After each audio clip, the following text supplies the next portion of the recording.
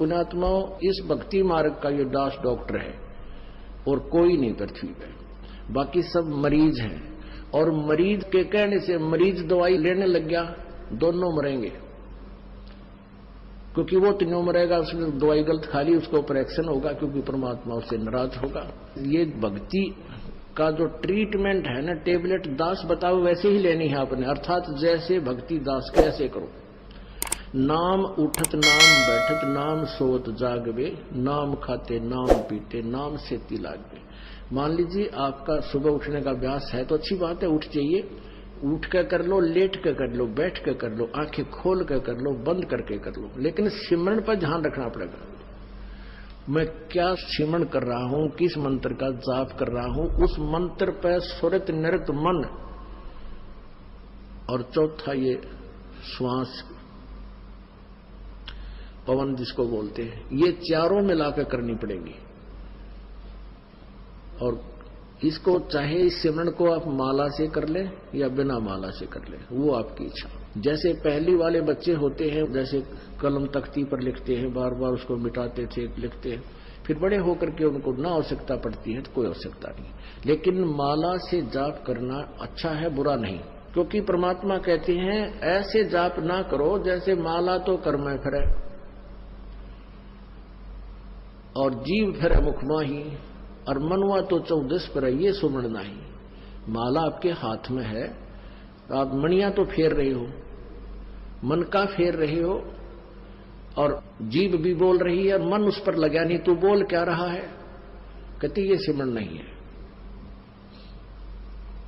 कर का मन का डार के मन का फेर, यानी केवल हाथ से मन का फेर रहा, इससे नहीं लाभ होगा।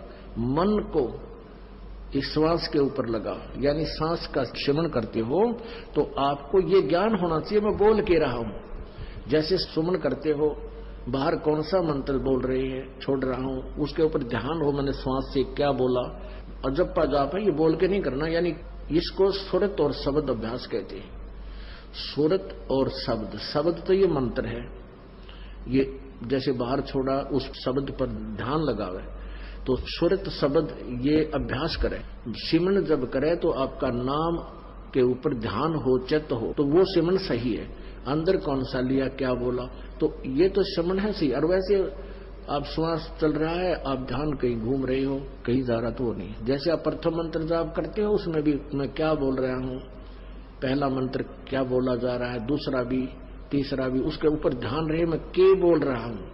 और रह रहकर ये भी कभी कभी याद आ जाए कि आपको ये पता हो कि ये प्रथम मंत्र किसका है, दूसरा किसका, तीसरा, चौथा, पांचवा, ये किस किस देव शक्तियों के हैं, ये भी आपको ध्यान में रह रहकर एक आधी बार आ जाना चाहिए। अन्यथा जैसे बोल रहे हैं उस मंत्र पर अवश्य ध्यान रहे मैं बोल क्या रहा हूं। प्रथम मंत्र उच्चारण करके भी कर सकते हो, लेकिन ध्यान अवश्य रहे, मन मन में भी कर सकते हो। और जो दूसरा मंत्र सतनाम है, इसको केवल श्वास से किया जाता है, उस पर भी ध्यान रहे मैं बाहर क्या छोड़ रहा हूं, अंदर कौन सा ले रहा हूं। 2 अक्षर का होता है ये सतनाम, 1 अक्षर बाहर छोड़ना होता है, 1 अंदर लेना होता है। तो मैं क्या बाहर छोड़ रहा हूं, क्या अंदर ले रहा हूं, कौन सा मंत्र मैंने जाप किया है, उस पर चित्त रहे, वो शब्द रहे, सुरत शब्द, उस शब्द पर या सुरत रहे, ये ध्यान रहे, इसको सुरत शब्द अभ्यास कहते हैं। ये दूसरे नकली पंथाड़े कहते हैं सुरत और शब्द का ध्यान करें, 2.5 घंटे सुबह, 2.5 घंटे सामने बैठ जा को लूसा गाड़ गए, और फिर कहते अंदर शब्द सुनना है, ये सुरत शब्द अभ्यास है। अरे झूठा ज्ञान ध्यान कहाँ ला रहे, तेरा ज्ञान ही व्यर्थ है, तुम ढूंढ कहाँ रहे हो, ये बाद में जा चतुराई। इस नाम के सिमरण से आपके अंदर वो धुन प्रकट होएगी, और जो वास्तविक धुन, ये तो काल की धुन है जो शरीर में तुम सुनोगे, इससे बाहर सचखंड के अंदर जो सुरत है वह शरीर से बाहर निकलकर आत्मा फिर सुनेगी। शरीर में रहते हुए आपका एकदम सूक्ष्म शरीर बाहर चढ़ेगा और फिर वो धुन सुनाई देगी। शरीर में रहते हुआ धुन परले पार वाली नहीं सुन सकते, ये मूर्ख बना रखा था हमारे को। सुरत शब्द अभ्यास का गाटा जोड़ रहे थे और सुरत का बेरा न शब्द का पता। शब्द क्या, शब्द यानी मंत्र, अक्षर जिसका हम जाप कर रहे हैं उसको शब्द बोलते, और सुरत उसको पर ध्यान रहे, ये सुरत शब्द अभ्यास है। कबीर कलयुग आए कह किए बहुत जो मीत, जिन बांधा एक से ते सुख सोव न चीत।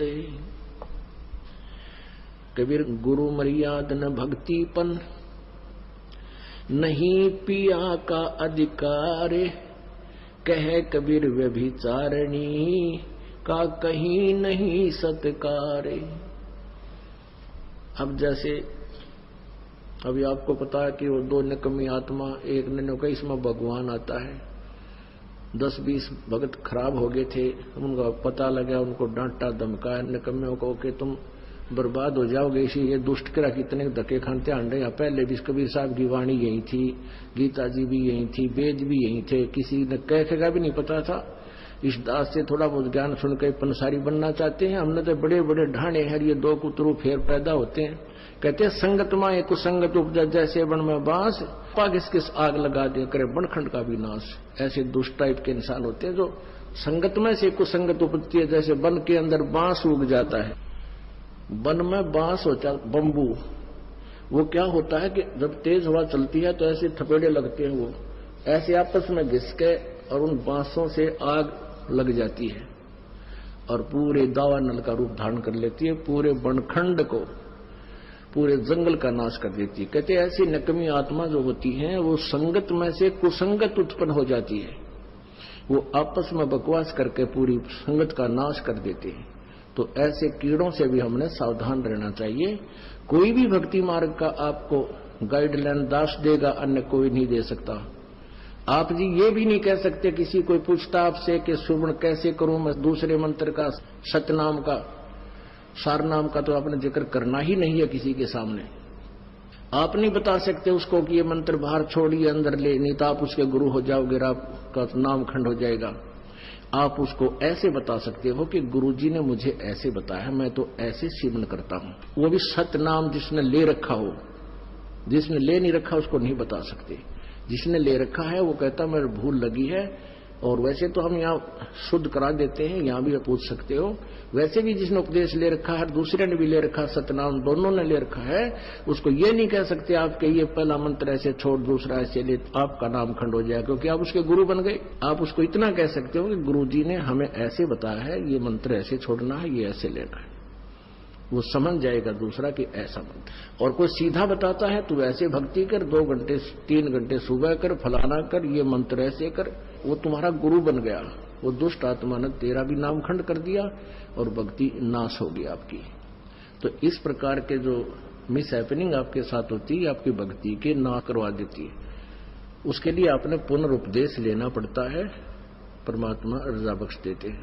कहते हैं कबीर गुरु मर्याद ना भक्तिपन, और नहीं पिया का अधिकार। यानी जब दूसरे पर आस्था होगी तो आप अपने मालिक से ऑटोमेटिक कट गए परमात्मा।